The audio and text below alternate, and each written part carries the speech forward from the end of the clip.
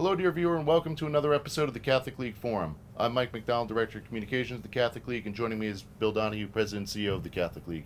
Now, Bill, we had another busy week this week, and we've all been sort of geared in, I think especially in the Catholic community, focused on the Supreme Court and their forthcoming decision on Roe v. Wade, how that's going to stack out. But this week we took a step back and took more of a long-term view and really went back to the origins of Roe v. Wade. Now, this week you had a very good piece up on our website, catholicleague.org, looking at the anti-Catholic roots of Roe v. Wade. Could you tell us a little bit about that? Yeah, what I did is I adapted a piece by Bob Lockwood, who was on our board of directors, former president of our Sunday Visitor, and he was our director of research back in the early 2000s, and he did a piece, a pretty lengthy piece, on the anti-Catholic roots of Roe v. Wade.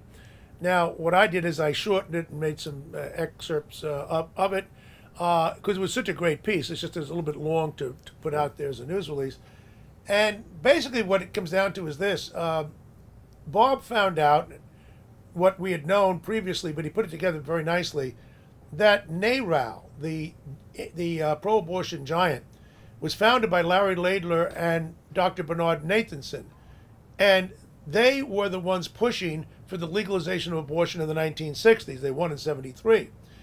But to get the American people on their side, they didn't make the case that women should have the right to choose so much as they had to find a villain. And that was their words. So this is not a matter of interpretation, people. We're taking it from the horse's mouth. Dr. Bernard Nathanson and Larry Laidler came out and said that the Catholic Church will be the villain. It's the enemy.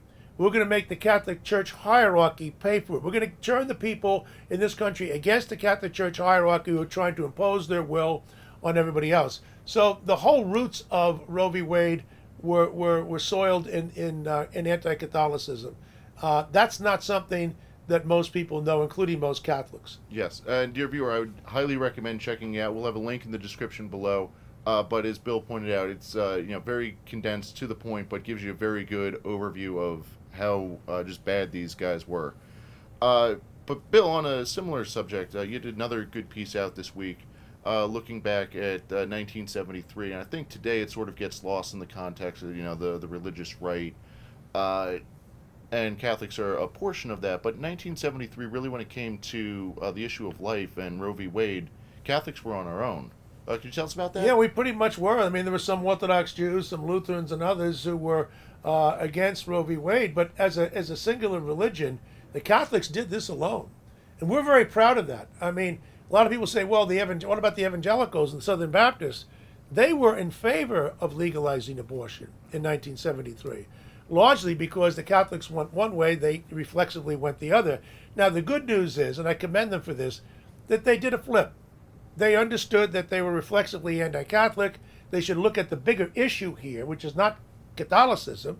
It's the killing of innocent human life. Right. And they understood that, and they came on board, and they've been wonderful cohorts to work with over the years. But Catholics should know we're the only one that really stood up as a bloc, and we're very proud of that because we led the pro-life movement then, and we still do. Absolutely.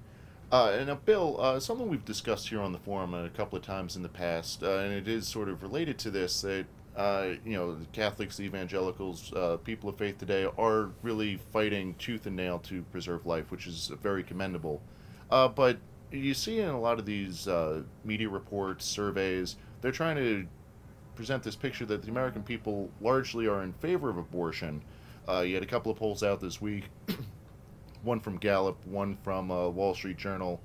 They're saying, most Americans are on board, but then you got stuff from Rasmussen, who does great work, that says 5% of people are in favor of abortion. Can you talk us through why there's this disparity? Yeah, it looks like a contradiction until you dig a little bit deeper. It is true that Pew before, now Gallup, and now you have the Wall Street Journal NORAC poll, they're saying something like 68% of the American people don't want Roe v. Wade overturned. The assumption is, though, the predicate is that the American people know what Roe's provisions are. Right. They don't know. We know this from the polling. That Roe says you can have an abortion up to 24 weeks, but the courts have interpreted it to say to term. Now, if the vast majority of Americans want some restrictions on abortion, that means they are logically opposed to what Roe permits. Right. But that's never brought out in a lot of these surveys. What Rasmussen did was to say, how many would you be in favor of these kinds of restrictions, waiting periods, the father should know, and other examples? Or do you think there should be no restrictions whatsoever? Only 5% of the American people believe there should be no restrictions whatsoever. In other words, 19 out of 20, 95% of the American people are against what Roe permits by law today. And it's the wording of the question and what they presume the respondent already knows. You don't ever presume the respondent is knowledgeable about things, especially when the media played a good job of relentlessly misleading and mischaracterizing the Roe decision. Yeah. Now, speaking of things that people are probably aware of, I know from my own experience this week, my inbox was blown up by all these major companies pushing Pride Month this month. We're seeing it from the highest branches of the federal government. President Biden had an announcement about this. Even the U.S. Embassy in Vatican City was flying a progress flag or a gay pride flag over the Vatican this week. So you kind of have to be living under a rock. It's very much these corporate elites, government elites, the elite caste in general is just sort of very quick to highlight and promote this issue. You had an interesting take on that, Bill. Can you tell us a little bit about it? Yeah, I'm wondering what are you proud about? I mean, when the Irish march and the Italians and the Poles and blacks and Jews and Muslims and Catholics and others and St. Patrick's Day parades, we're celebrating our traditions, our heritage. That's what we're celebrating, okay? Now, when it comes to gays, they're celebrating their conduct. It's not just their status. You're defined, in their case, by their behavior.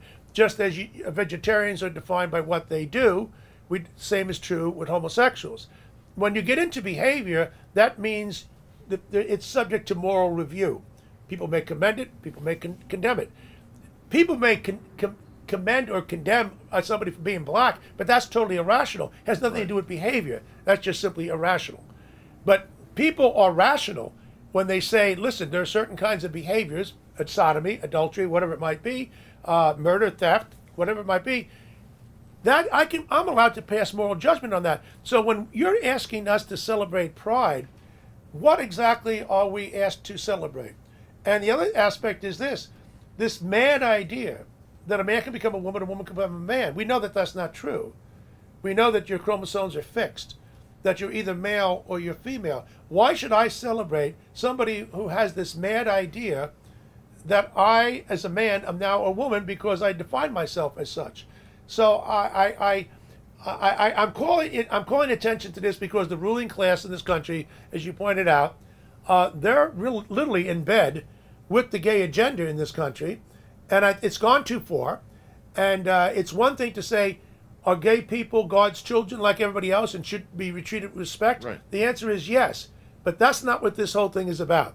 This is about an agenda which includes, obviously, taking advantage of children in the classroom behind the parents' back and trying to give them puberty blockers and recommend these things, asking them, little kids, are you satisfied being a boy or a girl?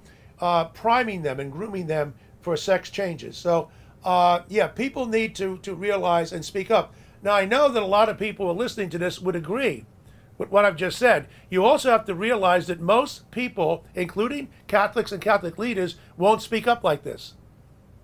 People in our country have been intimidated by the gay agenda and the transgender agenda. It's very much the same. And all we're here to do is to call for the truth. That's what we're called to do as Catholics. And we're not going to shade things here at the Catholic League. Other people may want to do that. We're not going to do it. If people are offended by the truth, so be it. Absolutely. Well, Bill, I think that's a pretty good spot to wrap it up for this week. But dear viewer, if you're interested in any of the stories that we discussed today, check out our website, catholicleague.org. We'll have a link in the description below. And also, if you could give this video a like and subscribe, that'll help us a lot get the message out. And subscribing is free. It doesn't cost you anything. And it's a great way to just keep our videos up in your news feed on YouTube. So if you could do that, we'd greatly appreciate it. Help you out as well. Thank you again for watching. Bill, thanks. Thank you.